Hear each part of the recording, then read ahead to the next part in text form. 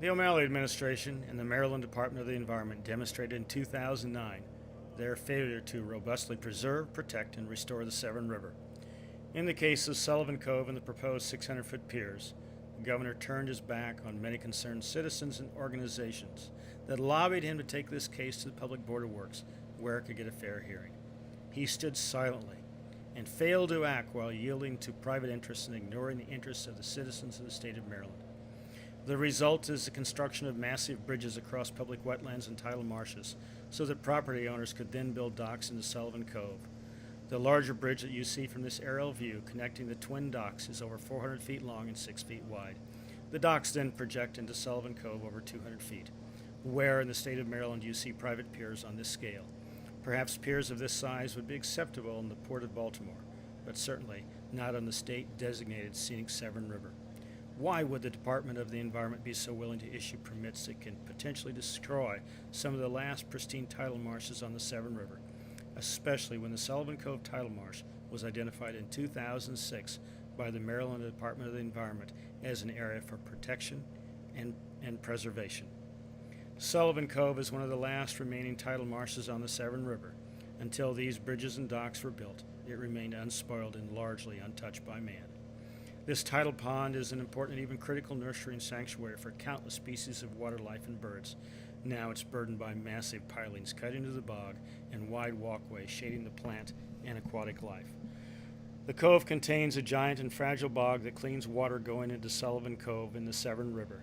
A damaged bog could release toxic chemicals in the river that are held in suspension by a healthy ecosystem. Why would the MDE take such a risk in granting permits? The bog in Sullivan Cove is a home to a limited number of Atlantic white cedars and hundreds of seedlings.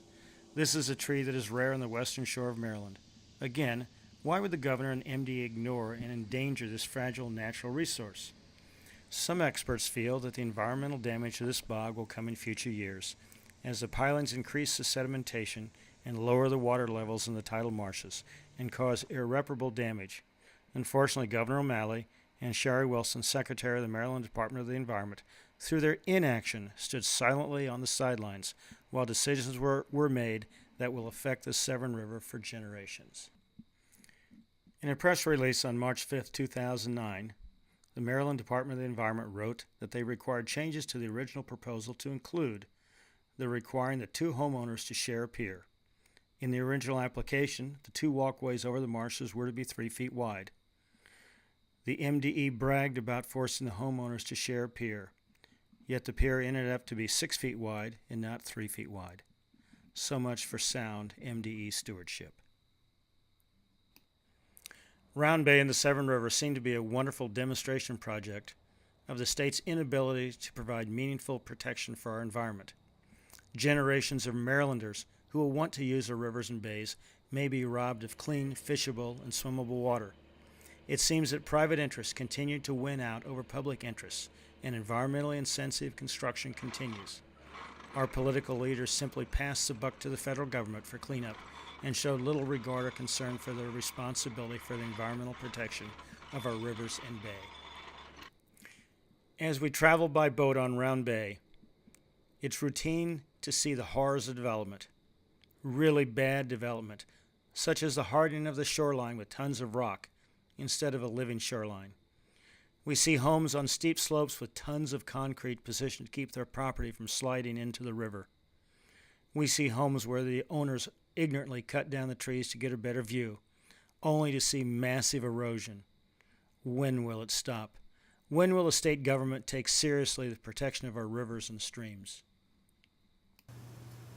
When will our citizens who occupy land in the critical area and the Chesapeake Bay watershed understand that they are in large part a contributor to the water quality problems in Round Bay and the Severn River? I urge you to contact the Governor, the Secretary of the Maryland Department of the Environment, the Maryland Department of Natural Resources, and your Maryland legislator, and express your outrage that the state is not acting as a responsible steward for the environmental protection of our rivers and bays. Let them know that in the future, massive piers like those built in Sullivan Cove over pristine tidal marshes should be prohibited. To address concerns, MDE has indicated they will convene a task force comprised of stakeholders to review Maryland's laws, regulations, and policies related to residential pier construction to determine whether they should be revised. This task force is to complete its work in time for the 2010 General Assembly.